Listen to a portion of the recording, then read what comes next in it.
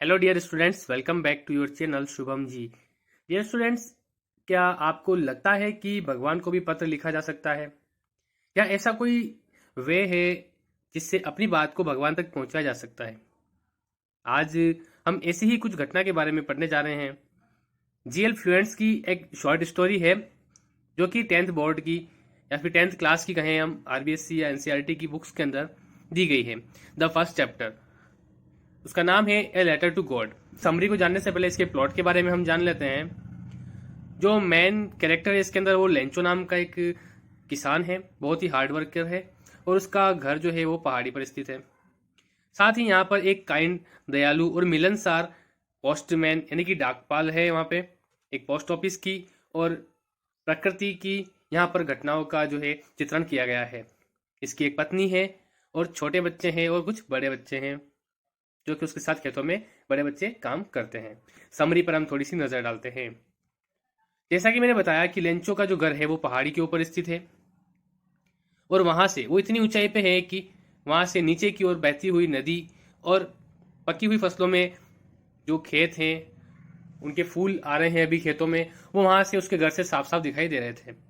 अभी उन खेतों की हालत इस तरीके से थी कि उन्हें फूल आ चुके थे, लेकिन बस केवल एक बारिश की जो है बौछार की जरूरत थी। इंचो जो है अपने खेत में जाता है।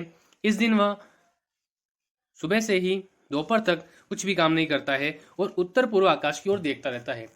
वो मौसम का पूर्वानुमान लगाता है और भविष्यवाणी करता है कि आज निश्चय ही बारिश होगी। वो अपनी पत्नी को यह बात कहता है, जो कि घर में खाना बना रही होती है, और कुछ बच्चे जो है उस घर के बाहर खेल रहे होते हैं, और कुछ बच्चे, उसके जो बड़े बच्चे थे, वो अभी भी खेतों में काम कर रहे होते हैं।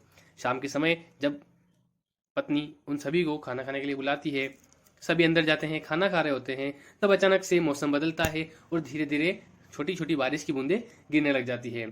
लेंचो भागा हुआ बाहर जाता है और देखता है कि उसके ऊपर बारिश की बूंदें गिर रही है। वो उन्हें महसूस करता है। धीरे धीरे बारिश की बूंदें बड़ी होती है।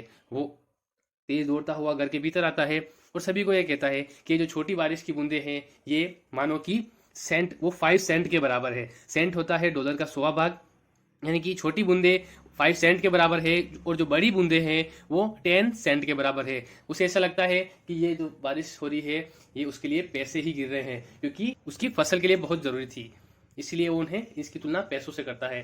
तो और वो अपने खेतों की ओर देखता है तो वहां पर उसका खेत पूरी तरीके से अब पानी की चादर में लिपट चुका था। लेकिन अचानक थोड़ी देर बाद क्या होता है कि वहां पर मौसम बिगड़ता है, तेज हवाएं चलने लग जाती है और ओले गिरने शुरू हो जाते हैं।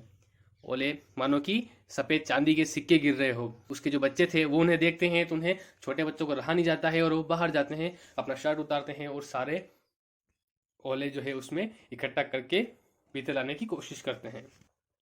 लेकिन अचानक से और तेज मौसम बिगड़ता है और बहुत सारे ओले गिरने लग जाते हैं। इस तरीके से वहां पर कुछ देर बाद वो ये आशा करते हैं कि जल्दी से यह आंधी जो है रुक जाए, लेकिन यह रुकने का नाम नहीं लेती और हर तरफ ओले दिखाई दे रहे थे। अब वो अपने खेत की तरफ देखता है जो कि पूरी तरीके से सफेद ओलों से गिर चुका था, मानो कि नमक की चादर लपेटी हो। और वहां पर पेड़ पौधे पर, आसपास के पेड़ पौधे जब दिखाई देते हैं तो वहां पर उन पेड़ पौधों के ऊपर एक भी पत्ता नहीं था, और उसकी फसल जो है पूरी तरीके से खराब हो चुकी थी। अब वो अपनी खराब फसल को देखकर बहुत ही व्यथित होता है, बहुत ही दुखी होता है। यह रात उसके लिए बहुत ही दुखदायी होती है। अब लेंचो के पास थी तो केवल एक उम्मीद कि परमात्मा से, भगवान से बस केवल यही आशा थी कि भगवान ही अब उसकी मदद करेंगे, क्योंकि किसी ने कहा कि कोई भी भूख से नहीं मरता है। उसने निश्चय किया कि अब वो भगवान को पत्र लिखेगा। अगले दिन वह अपने कांपते हाथों से पत्र लिखता है कि हे परमात्मा, इस ओलावृष्टि के कारण मेरी सारी फसल नष्ट हो चुकी है। वर्ष भर मेरे खाने के लिए कुछ भी नहीं है, मेरा परिवार भूख से मर जाएगा, इसलिए मुझे 100 पेसोस की सख्त आवश्यकता है। पेसोस होते हैं लैटिन अमेरिकी देशों की मुद्रा, जो है वो कहलाती है पेसोस। तो कहता है मुझे 100 पेसोस की सख्त आवश्यकता है, जिससे कि मैं नए बीज खरीद सकूं, और वो जब पैदा होंगे, यानी कि उनकी बीजों से जो पैदावार होगी, तब तक मैं अपने परिवार का भरण पोषण कर सकूं, उन्हें खाना खिला सकूं, इसलिए मुझे 100 पेसों की सख्त आवश्यकता है। ये लेटर लिखने के बाद वह पोस्ट ऑफिस जाता है। पोस्ट ऑफिस में पोस्ट बॉक्स में वो डालता है। वहां का एक कर्मचारी जब पत्र प्रेषण के लिए निकालता है तो वह देखकर, एड्रेस देखकर वह काफी हंसता है, बहुत ही हंसी चलती है उसे कि क्या ऐसा हो सकता है कि कोई भगवान को भी पत्र लिख के। काफी देर तक हंसी मजाक करने के बाद वह अंततः उस पत्र को लेकर डाकपाल के पास पहुंचता है।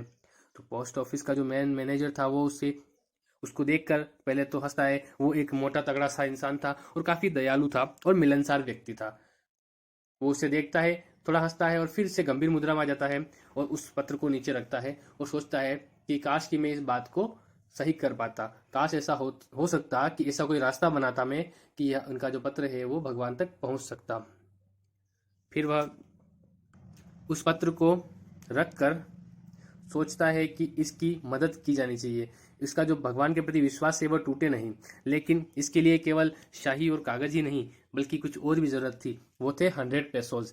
वो व्यक्ति जो पोस्टमैन है वह अपना कर्मचारियों को भी बोलता है और खुद भी अपनी वेतन का कुछ हिस्सा उसमें दान करता है। इस तरीके से वह सभी मिलकर, क्योंकि 100 पेसोज बहुत बड़ी रकम हुआ करती थी उनके लिए, तो सभी मिलकर भी कुछ आधे से ज्यादा पेसोज इकट्ठे कर पाते हैं और उन्हें वह एकत्र करके एक लिफाफे में भर लेते हैं और फिर कहते हैं कि उसे एक कर्मचारी को कहते हैं कि ये उसे घर तक दे के आएंगे। उसके बाद अगले ही रविवार को वह कुछ समय से पहले ही वहां पहुंच जाता है लेंचो और कहता है क्या मेरे लिए कोई पत्र है क्या। सब उसे देखते हैं और उसे वो पत्र दे देते हैं। वो लिफाफा जैसे ही खोलता है उसे जरा भी आश्चर्य नहीं था कि उसके लिए पत्र आया है, कैसे उसने, क्योंकि उसका विश्वास ही ऐसा था परमात्मा के प्रति। वहीं पर डाकपाल दूर बैठा बैठा खिड़की से देख रहा था जैसे कि उसने कुछ अच्छा काम किया है। इसे देखकर लेंचो खुश होगा, लेकिन लेंचो के चेहरे पर कोई भी एक्सप्रेशन नहीं थे। लेकिन जब उसने वो पत्र खोला तो उसमें देखा, फिर उसके चेहरे पर एकदम से गुस्सा सा आ गया था। उसने खिड़की से कॉपी पेन मांगे और फिर से लिखना शुरू किया। लिखकर एक पत्र, एकदम गुस्से से उसकी मुद्रा दिखाई दे रही थी, गुस्से में एक पत्र लिखकर पुनः वह पोस्ट बॉक्स में डाल के चला गया। और तुरंत ही उसके बाद में वहां एक कर्मचारी ने उस पत्र को निकाला और पढ़ के देखा। उसमें लिखा था कि भगवान, आपने मुझे केवल 70 पेसोज ही भेजे हैं, लेकिन मुझे 100 पेसोज की आवश्यकता है। यह बहुत ही कम है और इससे मैं अपने जीवन यापन नहीं कर पाऊंगा आपने, इसलिए मुझे बाकी के रकम भी भेजने की कृपा करो। और इसे अब इस पोस्ट ऑफिस के माध्यम से मत भेजना, क्योंकि मुझे यहाँ पर लोग जो है ये एकदम बेईमानों का गुच्छा दिखाई देता है। यहाँ किस तरीके से मुझे घूर रहे हैं उससे लगता है कि यह बेईमानों का एक गुच्छा है। उसे ऐसा प्रतीत होता है जैसे कि इन्होंने ही कुछ ना कुछ गड़बड़ की होगी, क्योंकि उसका ईश्वर के प्रति इतना अटूट विश्वास था कि भगवान तो गलती कर ही नहीं सकता, गलती जरूर यहीं से हुई होगी। इसी के साथ ये कहानी खत्म